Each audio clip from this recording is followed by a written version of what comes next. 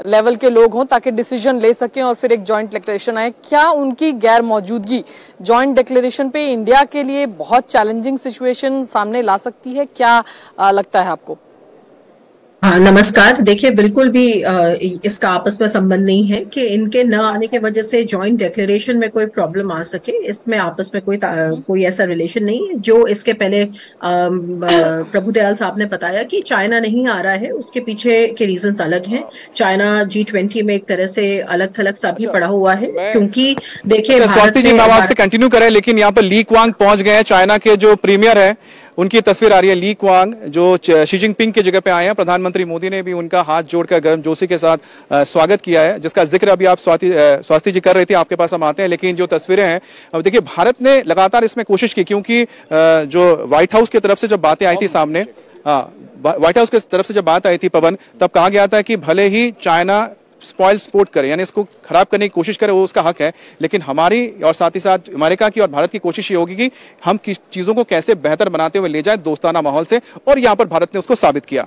बिल्कुल, और भारत की हमेशा कोशिश रहती है कि भारत के जो रिश्ते हैं वो द्विपक्षीय नजरिए से देखे जाएं, ब्लॉक के नजरिए से ना देखे जाएं, चाहे वो रशियन ब्लॉक हो, चाहे अमेरिकन ब्लॉक हो, या काउंटरिंग टू चाइना वाला ब्लॉक हो। लेकिन भारत हमेशा इस नजरिए के साथ है कि भारत अपना एक स्टैंड रखता है और द्विपक्षीय संबंध वो भारतीय रणनीति के हिसाब से तय करते हैं।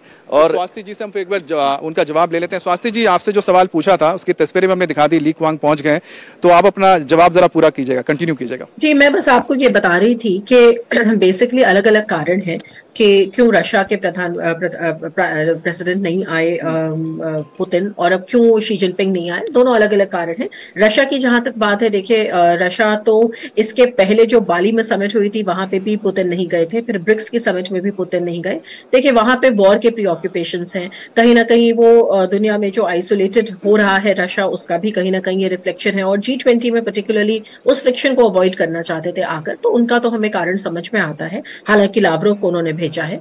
चाइना की जहां तक बात है, देखिए अभी कुछ दिन पहले ब्रिक्स एक समिट हुई थी जहां पे ब्रिक्स का एक्सपेंशन हुआ था। तो अगर आप चाइना में जो इंग्लिश स्पीकिंग डेलीज हैं, जो इंग्लिश लैंग्वेज के अखबार हैं, वहां पे अगर आप उनका कवरेज देखते हैं तो वो ब्रिक्स का कवरेज उन्होंने बहुत बढ़ चढ़ के किया था। और एक तरह से चाइना डोमिनेटेड ग्रुपिंग रही, मतलब है भी ब्रिक्स, क्योंकि इकोनॉमी सबसे बड़ी वहां पे चाइना की है और बहुत दिनों से चाइना वहां पे एक्सपेंशन चाहता था, जो इस बार हो गया। हालांकि कंसेंसस से हुआ है, लेकिन चाइना का एक तरह से क्लाउट वहां पे ज्यादा स्ट्रांग हुआ है।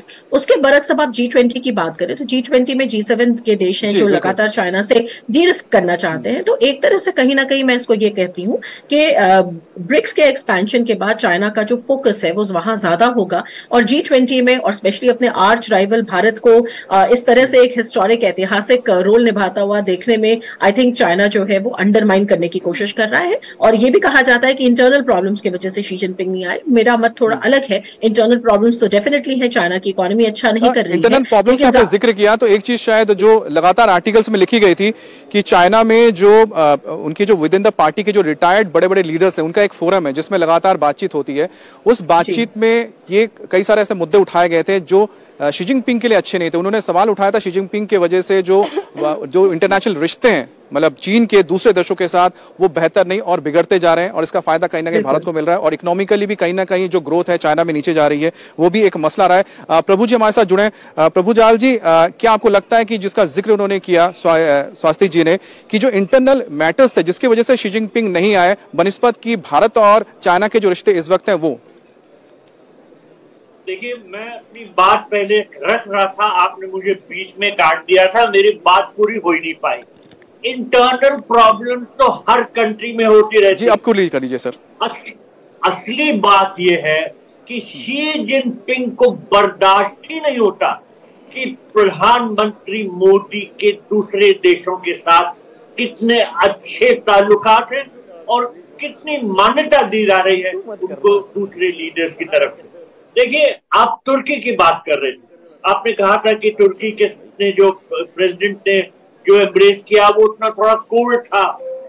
आपने ये भी जिक्र किया कि पाकिस्तान का सपोर्ट करता है तुर्की। इस सब के बावजूद जब तुर्की में कुछ महीने पहले अर्थक्वेक आया तो भारत ने ऑपरेशन दोस्त लॉन्च किया और तुर्की को कई प्लेन लोड रिलीफ असिस्टेंस भिजवाए। तो हम ये जाहिर करते रहे हैं कि हमारी जो पॉलिसी है वो सबका साथ सबका विकास है। और हमने जो G20 की प्रेसिडेंसी को अपना थीम दिया है वो है वसुधैव कुटुंबकम, one world, one family, one future. और यही बात दूसरे देशों को बहुत जच रही है और दूसरे देश इसको बहुत अहमियत दे रहे हैं। इसी वजह से ग्लोबल साउथ की जो हम बात उठा रहे हैं, डेट रिस्ट्रक्चरिंग की बात उठा रहे हैं, सोलर अलायंस की बात कर रहे हैं, ऑल्टरनेटिव फ्यूल्स की हम बात कर रहे हैं, ये सब जो है वो सब कंट्रीज के लिए अहम है। और मेरा ये मानना है कि हमने जो अपनी G20 प्रेसिडेंसी के जरिए जो संदेश दिया है दूसरे देशों को वो बहुत अहम है। चाइना जो संदेश देता है वो डेट ट्रैप डिप्लोमेसी का है, बिल्कुल बहुत फर्क है। प्रभु जी, एक छोटा सा रिएक्शन हम भास्कर जी से ले रहे हैं, फिर आपके पास हम फिर से लौटेंगे। भास्कर जी, जिस तरह से हम देख रहे हैं कि भारत ने यहाँ पर 9 ऐसे खास देशों को इनवाइट किया है जो भारत के बहुत ही करीबी मित्र हैं, चाहे बांग्लादेश हो, इजिप्ट हो, मॉरिशस हो, या अर्जेंटीना हो, स्पेन हो, इजिप्ट हो, इनको लेकर आप किस तरह से भारत के पोजीशन को देखते हैं G20 में भी और ग्लोबली? ऐसा है, जो प्रेसिडेंट है G20 का, उनका हक है कि वो खास अतिथि को बुला सकते हैं, अतिथि देशों को। और ये चॉइस ऑफ अतिथि देश, ये तो एक तो नेबरहुड जिसके साथ रिलेशंस अच्छे हैं और जिसको बुला के थोड़ा बैलेंस्ड रिप्रेजेंटेशन होगा समिट में, तो इस काफी कंसिडरेशंस लेके ये जो प्रेसिडेंट है हर G20 समिट का, वो अतिथि देश का लिस्ट बना के उनको इनवाइट करते हैं। जैसे हमारे तो लिस्ट में है बांग्लादेश है, मॉरिशस है, इजिप्ट है। तो ये डाइवर्स किस्म के देश हैं, कहीं बड़े हैं कहीं छोटे हैं, तो ऐसे ही बैलेंस करके बुला लेते हैं। तो यही होता है। आज स्टूडियो में कोई एंकर नहीं,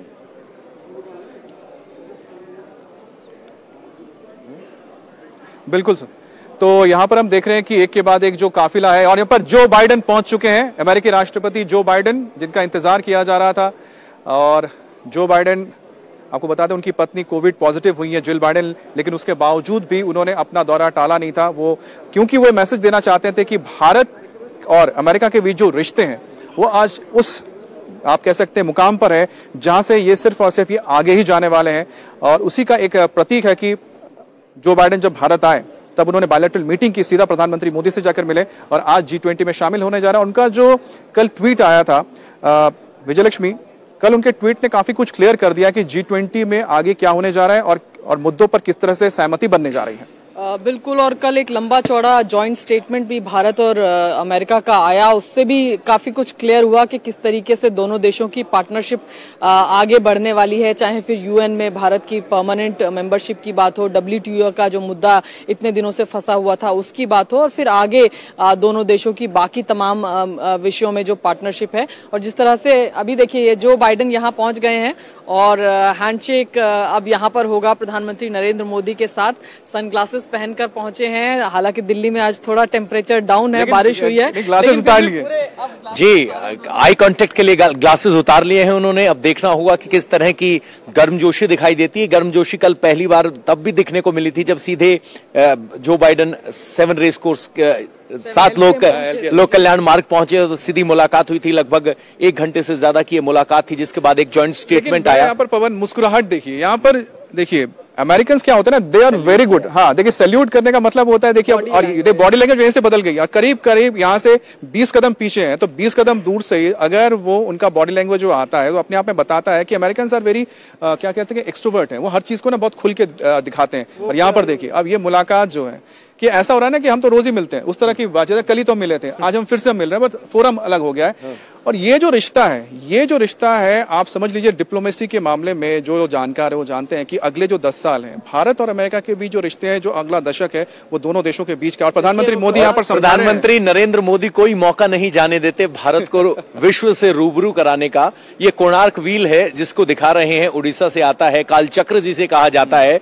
उस बैकग्राउंड की सिग्निफिकेंस को प्रधानमंत्री नरेंद्र मोदी जो बाइडेन को समझाते हुए नजर आ रहे हैं। ये अपने आप में अलग बात है कि किसी को ये नहीं समझाया है, लेकिन मुझे लगता है अब क्या पता वहां पर जो बाइडेन साहब ने कोई अपनी उत्सुकता जताई हो कि क्या जानना चाहते हैं, और प्रधानमंत्री नरेंद्र मोदी ने पूरा एक्सप्लेन किया। क्योंकि अभी तक तमाम इतने सारे लोग आए G20 के इनवाइटीज, स्पेशल इनवाइटीज, और उसके अलावा तमाम वर्ल्ड की जो ऑर्गेनाइजेशन है 11 के करीब, वो किसी ने नहीं उत्सुकता जाहिर की या किसी को समझाया नहीं। लेकिन भारत की संस्कृति नटराज से लेकर के और कोणार्क का जो चक्र है, भारत की संस्कृति, भारत की सभ्यता और भारतीयता क्या है वो समझाने और बताने का कोई मौका हमने छोड़ा नहीं है इस समिट के जरिए। देखिए अमेरिकन को माना ही जाता है कि उनके दिल में कोई बात आई तो वो खुल के बोलते हैं, वो रोकते नहीं है। उनके वहां पर होता है जो एक्सप्रेशन, जो आपको एक्सप्रेस करना है वो बहुत खुलकर एक्सप्रेस करते हैं। और उसी का एक आप कह सकते हैं उदाहरण देखने को मिला कि जो बाइडेन देखिए आए 20 कदम दूरी पर ही उन्होंने एक तरह से ना तैयार थे कि चलो गले मिलना है, मैं प्रधानमंत्री मोदी से मिलने जा रहा हूं। और जो आप जिक्र कर रहे हैं कल्चरल डिफरेंस ये भी है, अमेरिकन कल्चर में handshake is as good as a hug, गले लगाने के बराबर होता है। लेकिन प्रधानमंत्री नरेंद्र मोदी की गर्मजोशी ऐसी होती है कि वो गले लगाते हैं। अब वर्ल्ड लीडर्स भी मान गए हैं कि अगर प्रॉक्सिमिटी है तो गले लगना इज ए गुड थिंग, जो वेस्टर्न कल्चर में गले लगना नहीं होता था। प्रधानमंत्री नरेंद्र मोदी ने समझाया कि दोस्ती यारी में गले लगना होता क्या है। बहरहाल लेकिन जो उसमें सबसे अच्छी आप देखिए मोहम्मद बिन सलमान यहाँ पर नजर आ रहे हैं, आज ही पहुंचे सऊदी अरब के जो क्राउन प्रिंस हैं। अब मोहम्मद बिन सलमान को ले लीजिए, जिस वक्त मोहम्मद बिन सलमान को लेकर पूरे दुनिया में एक नेगेटिव कैंपेन चला था, खगोशी जो कि एक पत्रकार थे सऊदी अरब में, उनकी जो मौत हो गई, उनका जो मर्डर हो गया था, उसके बाद से लगातार एक कह सकते हैं नेगेटिव अप्रोच चल रहा था। मोहम्मद बिन सलमान ने उसके बाद सबसे पहले अगर किसी देश का दौरा किया था तो वो भारत का था। और जब भारत में जब आए थे उनको प्रधानमंत्री मोदी ने वही सम्मान दिया था, गर्मजोशी के साथ स्वागत किया था, जो कि शायद उन्होंने एक्सपेक्ट ना किया हो। लेकिन उसके बाद से आप देखिए कि भारत और सऊदी अरब के बीच जो रिश्ते हैं वो कितने और ज्यादा गहरे हुए हैं। अगर हम बात करते हैं फ्यूल की, यानी कि तेल की अगर बात करते हैं, तेल उत्पादन की, तो उसमें भारत और इसका बहुत जबरदस्त सहयोग चल रहा है। बहुत सारे यहाँ पर डील्स भी हुए हैं। लेकिन इस वक्त जो सऊदी अरबिया की नजर है कि वो अपने आप को एक ऑयल इकोनॉमी से निकालकर वो अपने आप को एक दुनिया के टेक्नोलॉजिकल यानी टेक्नोलॉजी के मामले में आगे बढ़ना चाहता है, तो भारत उसका एक बहुत बड़ा मददगार बनकर सामने आया है। और दूसरी बड़ी बात जो हम आपको लगातार बता रहे हैं, पूरी दुनिया में इस वक्त जो आज भी बात होगी G20 में, वो होगी फ्रूट क्राइसिस को लेके। और वैसे में भारत एक ऐसा मुल्क है जो पूरा मिडिल ईस्ट है या सऊदी अरबिया या अरबिक कंट्रीज है, वहां के लिए एक कह सकते हैं कि फूड ग्रेन यानी कि सप्लायर बन सकता है। चीन से हटकर अभी सऊदी अरबिया, UAE भारत की तरफ देख रहे हैं। और ये जो एक G20 का फोरम होगा, ये भी एक अच्छा मौका होगा। बिल्कुल G20 का फोरम एक बहुत अच्छा मौका होगा। और देखिए गर्मजोशी से और यहाँ हग करते हुए दोनों, और फिर गर्मजोशी से हाथ मिलाया, और प्रधानमंत्री नरेंद्र मोदी यहाँ पर अपने चिर परिचित अंदाज में एक बार फिर दिख रहे हैं सऊदी अरेबिया के क्राउन प्रिंस के साथ। और ये अब क्योंकि ज्यादातर डिग्नेटरीज आ गए हैं, 10:30 का समय था जब ये समिट को शुरू होना था। वन अर्थ का सेशन 3.5 घंटे वो सेशन चलेगा। और जिस तरह से one earth, one family, one future, Bharat का जो कॉन्सेप्ट है वो एकदम क्लियर है। हम अपने बारे में नहीं सोच रहे, हम सारे दुनिया के बारे में सोच रहे हैं। और साथ साथ डेवलपिंग इकोनॉमीज के बारे में प्रधानमंत्री नरेंद्र मोदी बार बार जोर देते आए हैं। इसलिए हम चाहते हैं कि अफ्रीकन यूनियन जो है G20 का एक्सपेंशन हो जाए, अफ्रीकन यूनियन को जो है वो उसमें शामिल कर लिया जाए। और अफ्रीका जो है अगर कूटनीतिक लिहाज से आप देखेंगे तो भारत बहुत महत्वपूर्ण उसको मानता है, और बहुत महत्व अफ्रीकन कंट्रीज को भारत की तरफ से दिया भी जाता है। और शायद यही वजह है कि यहाँ पर पुरजोर कोशिश भारत की रहेगी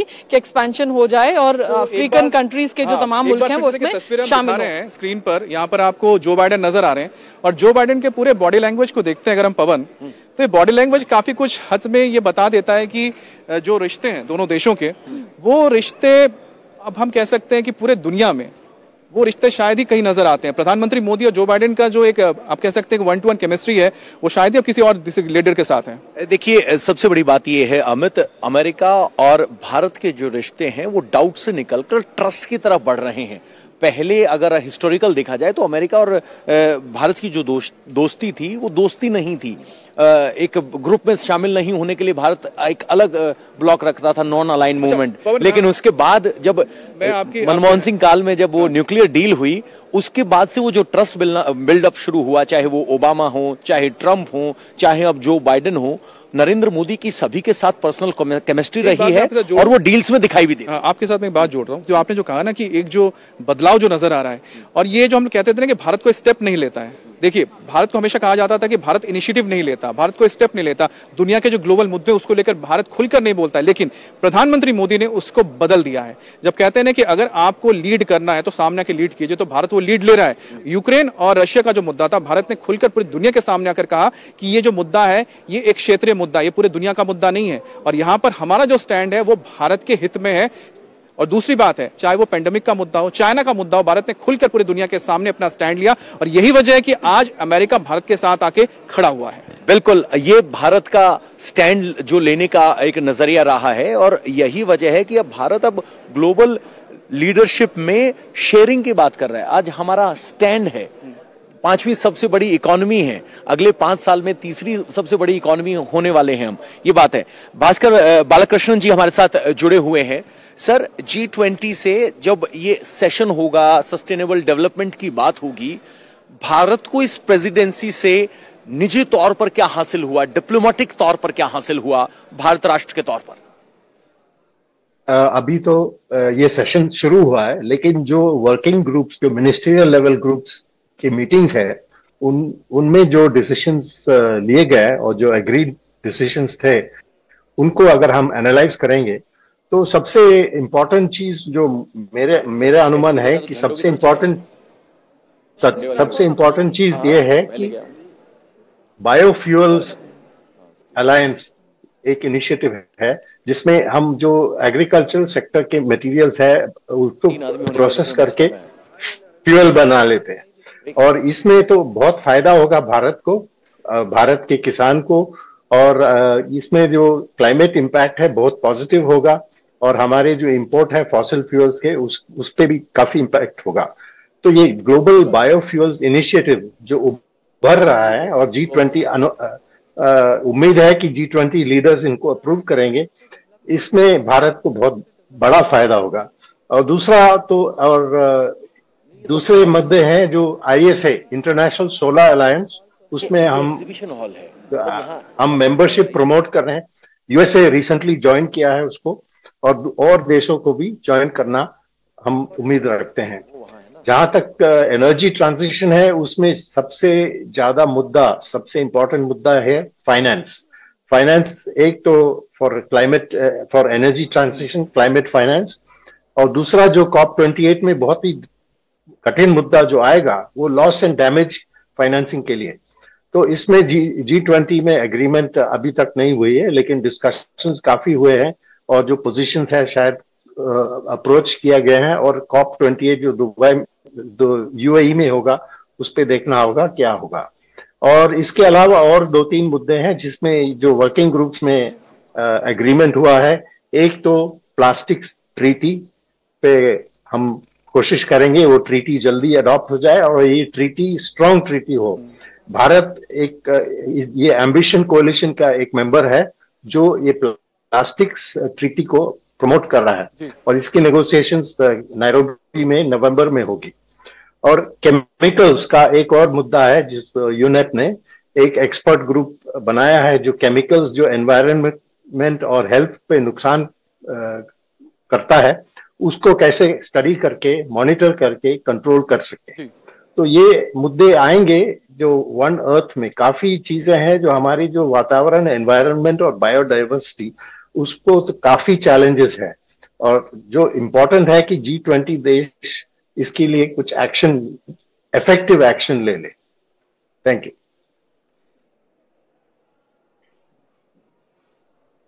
बिल्कुल। अच्छा भास्कर जी, हमने G20 का तो जिक्र किया, लेकिन ये एक मौका भी होगा जहां पर बहुत सारे बायलैटरल टॉक्स भी हो रहे हैं, आज भी होंगे, कल भी हुए थे। स्वास्थ्य जी हमारे साथ जुड़ी हुई है। स्वास्थ्य जी, जो बायलैटरल टॉक्स हमारे हो रहे हैं, चाहे वो अमेरिका के साथ हुए, उसमें भी कई सारे डिफेंस डील्स के साथ बात हुई है, और जो आज भी बहुत सारे बायलैटरल टॉक्स होने जा रहे हैं प्रधानमंत्री मोदी के, यूके के साथ होगा, आज जर्मनी के साथ होगा, जापान के साथ होगा। तो यहाँ पर हमारा जो मुद्दा होगा बायलैटरल टॉक्स में, एक होता है बिजनेस और एक दूसरा होता है डिफेंस। ये दो मुद्दे ऐसे हैं जिस पर भारत बहुत एग्रेसिवली काम कर रहा है। आपको क्या लगता है कि साइड बाय साइड G20 के भारत के लिए कितने अहम होंगे ये 4 जो आज बायलैटरल्स हैं? बिल्कुल, बहुत अच्छा कि आपने ये सवाल उठाया, क्योंकि देखिए G20 की तो जहां तक बात है, G20 की रोटेटिंग प्रेसिडेंसी है। इंडिया ने अपना पूरा कंट्रीब्यूशन किया और इसके बाद अब ये जो प्रेसिडेंसी है उसकी बेटन हम ब्राजील के हाथ में थमा देंगे। लेकिन जो ज्यादा इंपॉर्टेंट टेकअवेज हैं देखिए वो ये है कि हमारे बायलैटरल्स जो हो रहे हैं, क्योंकि ये एक ऐसा मौका है जिसमें सारे के सारे इतने अग्रणी जो दुनिया भर के लीडर्स हैं वो हिंदुस्तान में आए हैं। कल बहुत इंपॉर्टेंट बायलैटरल था अमेरिका के साथ, और जहां तक मैंने न्यूज में देखा है तकरीबन 15 बायलैटरल शायद होने हैं, और उसके अलावा और भी बहुत सारे साइडलाइंस पे टॉक्स हैं एटसेट्रा। तो मेरे हिसाब से जिन चीजों पे मेरा ध्यान है वो डेफिनेटली यूएस के साथ हम कर चुके हैं। एक फ्रांस के साथ हमारा इंपॉर्टेंट बायलैटरल, अभी मैक्रोन पहुंचे नहीं है लेकिन आने वाले हैं, क्योंकि फ्रांस हमारा प्री एमिनेंट स्ट्रेटेजिक पार्टनर है। डिफेंस की बात हो, चाहे स्पेस की बात हो, चाहे न्यूक्लियर इश्यूज की बात हो एटसेट्रा। दूसरा ऑफकोर्स एक ऋषि सुनक के साथ जो बायलैटरल है वो भी इंपॉर्टेंट है। देखिए हम यूके के साथ एक FTA नेगोशिएट कर रहे हैं, उसमें तकरीबन 26 चैप्टर्स हैं और उसमें से 19 चैप्टर्स पे हमारी एक राय बन चुकी है। अब जो बचे हुए एरियाज हैं उनमें पर्टिकुलरली जो थॉर्नी इशू है, जो प्रॉब्लम है वो आती है मोबिलिटी पे लेकर, और ऋषि सुनक एडमिनिस्ट्रेशन ने इस बात को कई बार क्लियर किया है कि वो इस पे टस से मस नहीं होंगे, क्योंकि उनकी जो डोमेस्टिक पॉलिटिक्स है वो एंटी इमिग्रेशन और एंटी मोबिलिटी है काफी कुछ, और उसको टाइटन करने की बात है। आपको याद होगा सुएला ब्रेवरमैन के कुछ रिमार्क्स थे जो हिंदुस्तान को में काफी कंट्रोवर्सी हुई थी उस बात को लेकर। तो एक तो वो इशू है जो थॉर्नी रहेगा। तो अब इसको कैसे इसका वाया मीडिया निकालेंगे वो अलग बात है, लेकिन डेफिनेटली ये एक FTA है जो हम यूके के साथ करना चाहते हैं। दूसरी बात, एक और बात का ध्यान रखें कि देखिए ये जितने देश हैं, जैसे जर्मनी के ओलाफ शोल्स आएंगे, जर्मनी के साथ भी हमारा जो पिछले कुछ दिनों में जो हमारा जो टॉक्स है, जो स्ट्रेटेजिक पार्टनरशिप है, वो कई, मैं कहूंगी कि मैनी फोल्ड जो है उसमें डेवलपमेंट हुआ है। ऑफकोर्स हमारा एक बायनियल डायलॉग है, हमारे इंटर गवर्नमेंटल मैकेनिज्म्स हैं, लेकिन आज के दौर में क्या है कि इंडो पैसिफिक पे जो फोकस है बहुत सारे वेस्टर्न देशों का, उनमें भारत अपने आप में एक बहुत इंपॉर्टेंट की पार्टनर और एलाई के रूप में उभरता है। तो इसके वजह से आप देखेंगे कि एक तेजी आई है, चाहे वो ट्रांसफर ऑफ टेक्नोलॉजी की बात हो, चाहे वो डिफेंस डील्स की बात हो, चाहे वो फॉरेन डायरेक्ट इन्वेस्टमेंट की बात हो। तो हम मैं उस भी एरिया को देख रही हूं। उसके अलावा एक इंपॉर्टेंट है यूरोपियन यूनियन के साथ। आपने बायलैटरल में कल सबसे जी, तो एक यूरोपियन यूनियन के साथ बात करेंगे, लेकिन साथ में कल जो बायलैटरल टॉक्स है उसमें एक सबसे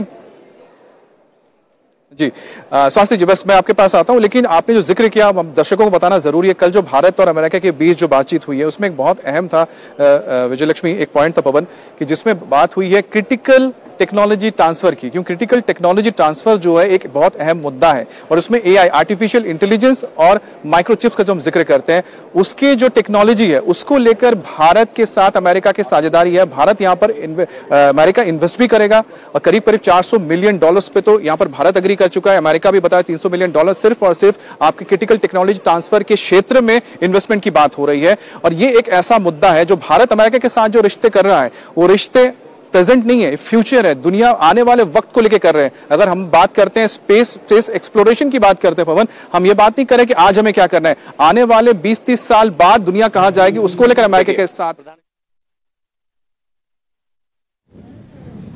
औपचारिक कार्रवाई शुरू करने से पहले हम सभी की ओर से कुछ देर पहले मोरक्को में आए भूकंप से प्रभावित लोगों के प्रति मैं अपनी हार्दिक संवेदना प्रकट करना चाहता हूं। हम प्रार्थना करते हैं कि सभी इंजर्ड लोग शीघ्र स्वस्थ हो।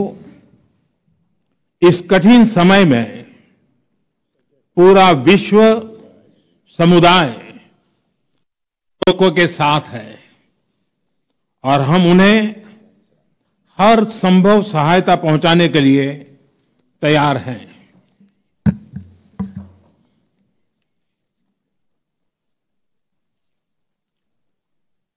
Your Highnesses, Excellencies, G20 के प्रेसिडेंट के तौर पर भारत आप सभी का हार्दिक स्वागत करता है।